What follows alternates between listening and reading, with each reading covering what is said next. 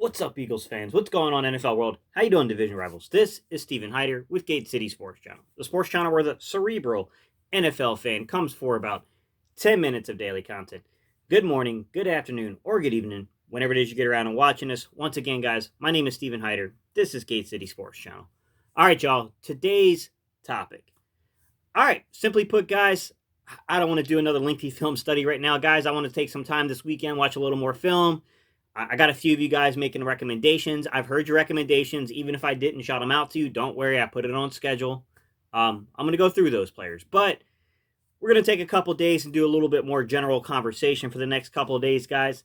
So today's topic, what I want to talk about is what I perceive, guys. This is just my perception, to be the best camp battles. So the best training camp battles on the horizon for the Philadelphia Eagles.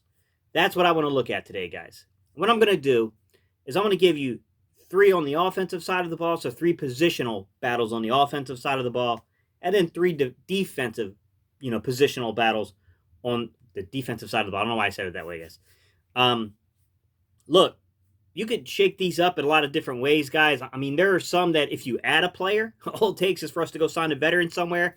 And I think some of these other positional kind of some of these positions I left off this list could easily turn into something worth watching, guys. But as of right now, I picked six. I'll tell you what I think, and let's jump into these best camp battles. All right, y'all. I think the first one is a no-brainer. Okay, it's the first number one overall camp battle for me is going to be that backup quarterback position. And when I talk about that, guys, what I'm talking about is that inner battle between Nate Sudfeld and Jalen Hurts. Now I'm going to tell you, this is one of those situations where all it takes is a single veteran to come back, a Josh McCown, if you will, a guy you want to be on your coaching staff the next year, to really maybe level this out to where it goes from probably being a really interesting battle to it's not so interesting anymore. Because we all know Nate Sudfeld, if Josh McCown comes back, Nate Sudfeld is gone. He's more than likely not going to make this roster. And Josh McCown's your backup quarterback. Jalen Hurts is your developmental three. No doubt about that. That's easy said and done. Obviously that's what would happen. However, although I think Nate Sudfeld has a tremendous advantage over Jalen Hurts right now, because although neither of these guys, you can't look at Nate Sudfeld and say he's just got so much more playing experience. Well, no, he doesn't. He's thrown maybe, 20, 30 NFL passes, guys. I mean, he hasn't thrown that many passes in the NFL. So he doesn't have a tremendous amount of experience over Jalen Hurts. What he does have over Jalen Hurts is familiarity with the scheme. He's got 4 years of familiarity with the scheme, something like that. Maybe not quite 4. I think it's 3, something like that, guys. He's got familiarity with the scheme, guys. That's what Nate Sudfeld brings, and that's going to be a tremendous advantage over a young kid with all the crazy stuff going on right now where we don't even know if we're going to have a full training camp. I'm hoping we do, because some of these battles, it's in the Eagles' best interest to have a full training camp, because some of these battles, we need more time to evaluate these guys on. So my number one, kind of competition, kind of camp battle thing would be to pay attention to the Nate Sudfeld versus Jalen Hurts battle. That could be really interesting. I'm going to love to see the way these preseason games work out with those two guys taking the helm at quarterback, because, look, it's going to come down to their performances in camp, and it's going to come down to their performances in those games. That's going to have a big role to the way the Eagles envision the active roster come game day. All right, y'all. My second kind of intrigue or for the camp battles that are going to go on, and this is just offensive side, guys. Running back. Holy crap, guys. Let's talk about running back. Right now, without signing a veteran, and of course if you come in, you bring in Carlos Hyde, it changes the landscape of things a little bit. But I can only talk about what we've done so far. Right now, I see a battle going on between Corey Clement, Elijah Holyfield, Michael Warren II, and Adrian Killens. Okay?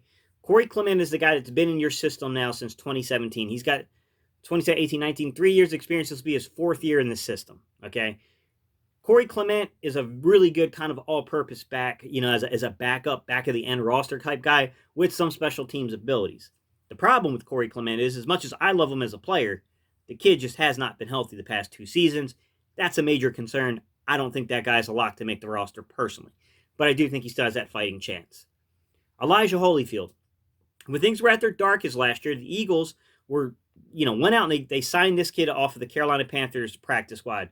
Elijah Holyfield. This was something we found out later on the Eagles had a lot of interest in. They had been monitoring and tracking this kid for a while, and they finally made the move. Will he finally get his chance to prove to be that third contact power balance back in that rotation? A kid that, if something were to happen to Miles Sanders for a game or two, you would then put him as your feature back with Sanders as your change of pace. Can he take that step in that role? Or are the Eagles going to do the sensible thing and go sign a veteran? Like, the veteran thing is really going to change the dynamic here, guys, but it's still interesting as it stands. The next guy, Michael Warren II. Listen, I've had a couple of y'all drop some comments down below on player recommendations. And yeah, man, Michael Warren II has some intrigue here, guys. This is a very good inside zone runner. He sees the holes really well on that inside. And I got to tell you, he's a fit. He makes sense. I think I have to agree with Jalen, though. The only problem I have with this kid is I do wonder about whether this can translate to the NFL, what we saw in his college film. That is a little bit of a concern for me as well. But this kid has he's very CJ Anderson-like. There's been a couple of you guys that dropped that name down below, and I do agree. He's very much CJ Anderson-like. That's exactly who he reminds me of in both his stature as a runner, that 5'9"-ish, 220-ish kind of body frame, in the way that he attacks holes. Like, yeah, I can see it. He's a big dude with a little wiggle. CJ Anderson makes a lot of sense there. And then you got Adrian Killins. Seems to be a fan favorite, guys. Adrian Killins interests the crap out of me too, guys, because this kid has tremendous special teams ability. He's a really good punt returner and kick returner. If you're looking at a back-of-the-end roster guy, then you have to tell us how you're going to contribute. I think Adrian Killins' selling point is, look, yeah, I'm a little undersized. Yeah, I'm going to have to get in an NFL weight room. But I don't need that many touches to impact a football game. I think that's his big selling point. I do think he's got a bit of an uphill battle because he's, some of these NFL front offices and some of these coaching staffs, they do fall victim to the perception of the NFL, which is you see a 160-pound running back, you say, too small. So he's going to have to get over that, and he's going to have to prove to be better than that and basically shut those kind of concerns down. All right, y'all. Last one on the offensive side of the ball I want to talk about. This one's probably obvious to you guys. It's wide receiver. I see a bunch of guys fighting for about 2 spots on this roster. Marquise Goodwin, Greg Ward Jr., John Hightower, Quez Watkins. I'll even throw a sleeper in there. And I don't think he's got the best shot of these guys, but I think if an injury occurs, you got to be careful because he can slip on there with an injury. Manasseh Bailey. Those guys, to me, add a lot of intrigue here, okay? Marquise Goodwin, I think if he's healthy, he adds something that would make you feel like, okay, look, if this kid's healthy, he's going to make the team. But he is a 29-year-old. We don't have a lot of veteran presence at wide receiver, so that's both a negative and a positive. We don't got a lot of them, so having another one would probably help. But at the same time, we haven't had a lot of luck with these veteran guys and staying healthy. Past Marquise Goodwin, Greg Ward Jr. I love the kid. I thought he played pretty well down the stretch. I thought each game that he played in, he got a little better, a little more comfortable in the system, and started to really produce. He's not a lock, though. If you're going to say Marquise Goodwin's not even a lock, then you have to say Greg Ward Jr. is certainly not a lock. John Hightower. This is a kid that I think I have a hard time imagining John Hightower not making the roster. But, like I said, guys, all it takes is an injury. All it takes is anything to happen on that football field. And there's just a lot of options to throw at that wide receiver position to really easily fill in for you. I like John Hightower. I think this is a guy that can really develop into more of an all-around receiver. He needs a little more to that frame. Give him another 5, maybe 10 pounds of, to that frame to kind of keep up with some of that speed he's got. Develop that body positioning a little better. I think this kid could be really good at the wide receiver position, guys. Quez Watkins. Doesn't run the most diverse route tree. I'm not going to sit here and try to sugarcoat this, guys. He doesn't. But I will say is this. Sometimes people confuse route running for the progression of the route tree. As a route runner, I love what I see from Quez Watkins. In terms of the full route tree, yeah, he's got some development to do there, guys. Quez Watkins is fast, guys. He's really, really fast. This kid can have a fit. It does make sense here. The real question it comes to my mind here is when we talk about Goodwin, who didn't play a lot of special teams, Greg Ward Jr., who kind of struggled on punt returns and stuff like that last year, Hightower and Watkins is, what do you give us on special teams? Because if you're going to play the back of the roster, you got to produce on special teams. That's kind of something I think gets left out of these conversations sometimes. All right, y'all. The last guy I'll talk about is Manasseh Bailey. Manasa Bailey, like I said, guys, Manasa Bailey's going to need something to happen to get onto the roster. I'm watching this kid in camp, though. I'm telling you right now, I'm going to be all eyes on this kid. Anytime they show me anything about the receivers, I want to see this kid play. There's something about this kid, guys. Now, look, I think ideally the Eagles want to get this kid onto the practice squad, sleep him on there, and then try to develop him over a year and then let him honestly compete the following season when there's going to be, there's going to be a little more opening in that wide receiver room come the next year. I can tell you this, though. You got to watch for injuries, guys. All these things happen in camp, and guys that you weren't expecting to make the roster will make it because of those things. Manasa Bailey is the guy that I'm watching out for. I'll add one more twist to this conversation, guys, and that's, look, the receiver room and the running back room can greatly impact the offensive linemen, and it can greatly impact the tight ends. And when you talk about the tight ends, there's one guy with a flexibility, if you will, an ability to play receiver and tight end who could factor into this equation, and that's Joshua Perkins.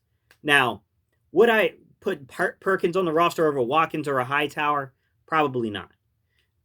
But you got to, the kid comes in and balls out. It's got to draw the Eagles coaching staff's, eyes to say, maybe we should be keeping three, tight ends because this guy can play receiver as well. I don't know if he can add that kind of intrigue to get his name in that circle, but I would kind of keep it in the back of your head here, guys, that is a possibility here. All right, guys, this is part one of this video. These are my thoughts about these the potential for the offensive side of the football going into training camp, like where I think some of these battles might lie. Look, there are some other things I left off of here, guys, today, like the offensive line. I mean, Prince Tega, is he going to end up being one of these IR guys that gets a medical red shirt essentially for a season? I know we don't have those in the NFL, but let's just be real. We kind of do. You got other intrigue like Herbig. Is Herbig going to be able to make this roster? Like, definitely some stuff going along the offensive line that would be interesting to talk about. But I said 3, so I stuck to my 3 positional kind of battles that I see. All right, y'all. These are my thoughts. I want to know, what do you think, guys? Let me know your thoughts about some of these battles between certain players. Let me know if, look, these are my thoughts on it, like the things that I'm interested in seeing. Let me know what maybe you guys have a little more interest in what's going on the offensive line. So you guys can leave some comments below and just let me know, like, hey, man, I really want to see this battle take place. And, like, this is what I'm excited about seeing. All right, y'all. You know how we end these videos. We do a little something where we go EAGLES. Hey, guys, I'm sorry. I cut this down into 2 parts to make this, so it's consumable, guys. So I'm not showing you a 30-minute video. All right, y'all. Let's go, Eagles.